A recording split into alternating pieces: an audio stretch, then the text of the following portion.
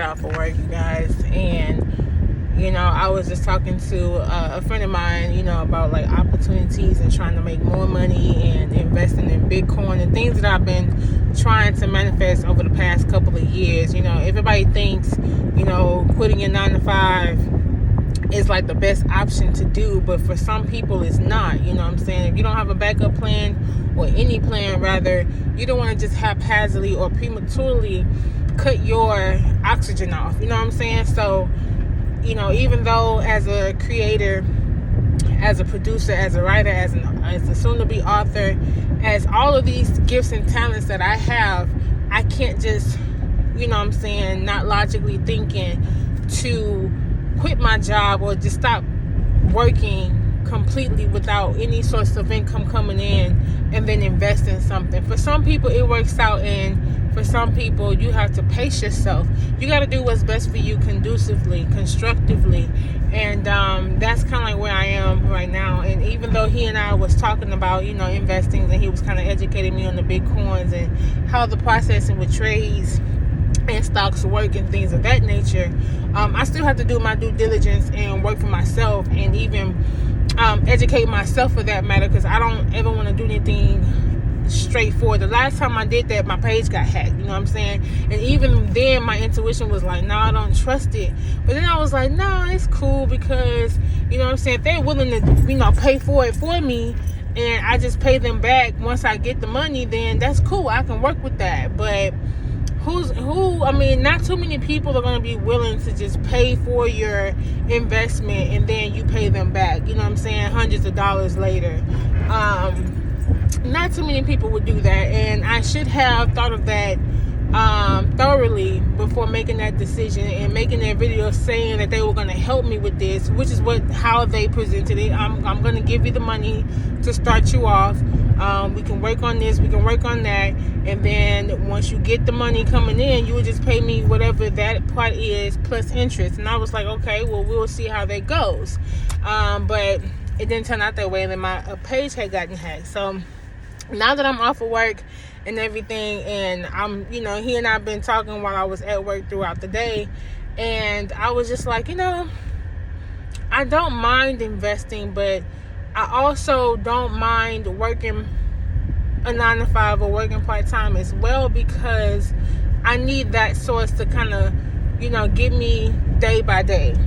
And it would be foolish of me to just borderline quit and stop what I'm doing.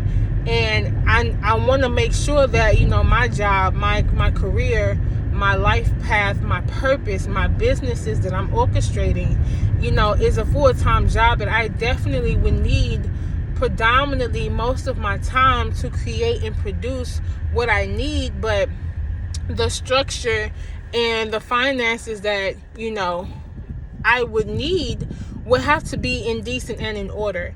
So he's been educating me on that, and I was just like thinking to myself, like, people get things misconstrued, just jumping into conclusions or doing things impulsively without strategically and strategizing everything from the nitty to the gritty. Like, you have to really pinpoint the blueprints of every detail in your life, every aspect down to the period. And I believe in manifesting abundance. I believe in manifesting wealth. I believe in manifesting success for myself.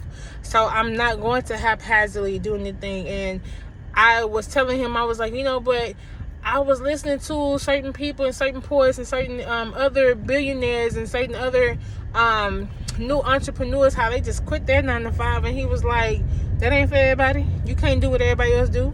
You got to do what's best for you. And I was like, yeah, you're right about that. Because if I quit my 9 to 5, or if I quit my part-time, then what am I going to fall back on? How am I going to get myself back out of the mud?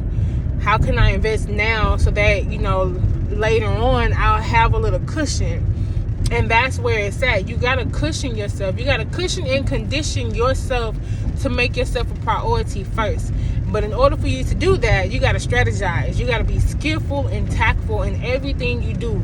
You can't just do things prematurely or impulsively and expect good results. Everything don't work for everybody, and that's what I'm learning for myself. Like, I can't just follow the masses.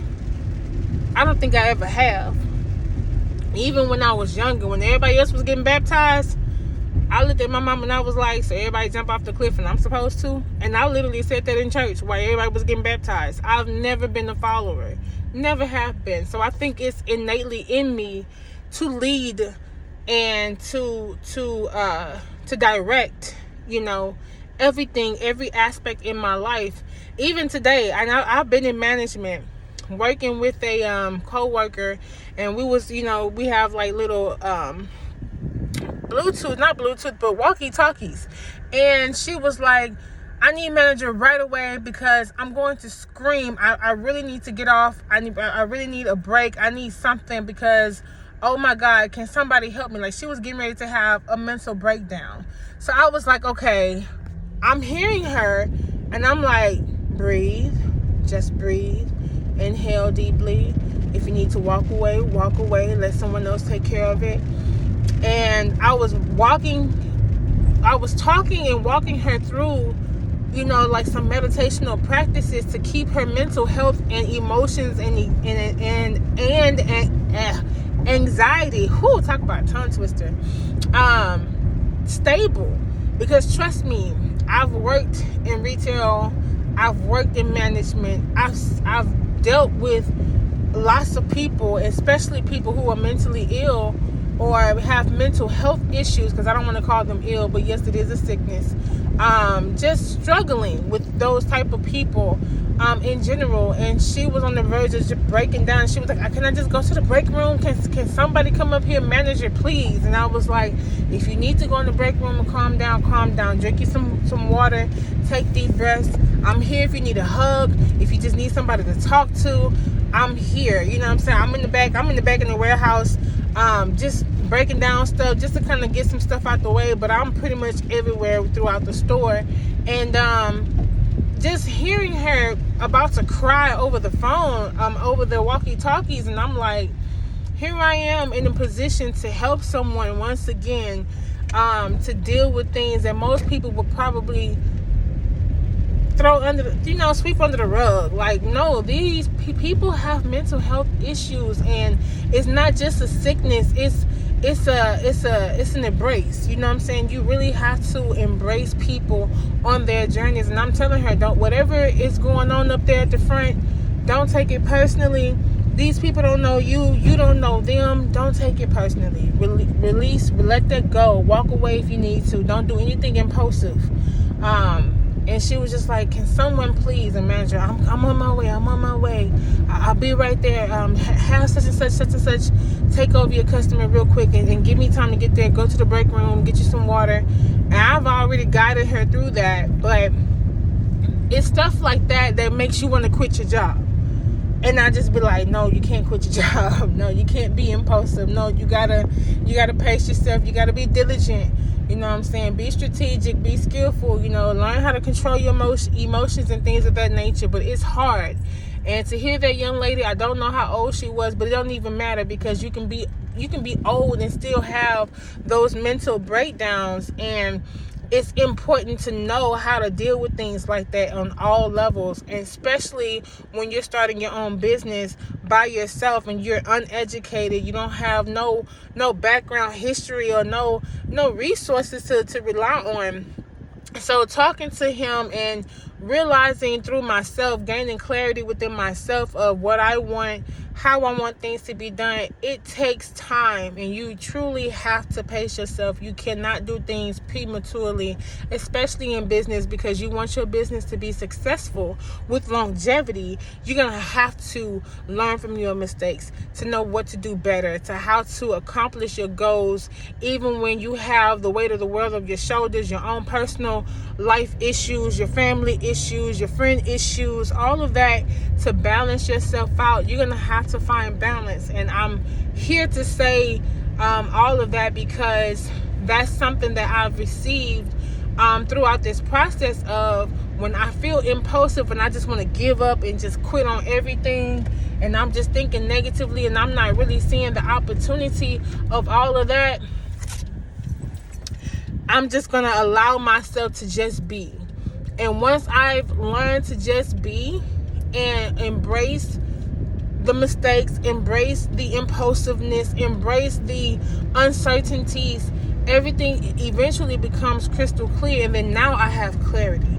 Now I'm able to present this message to someone else to say it's okay to not have all of the answers. It's okay to not know what to do. But what you do is you do nothing and allow things to just come to you. And then eventually you'll start thinking of solutions that starts to make sense. And then you just write the blueprints out. Peace, love, light, and poetry, you guys. For I'm Nicole the poet. And that's Nicole with 3 eyes, the poet. Thank you.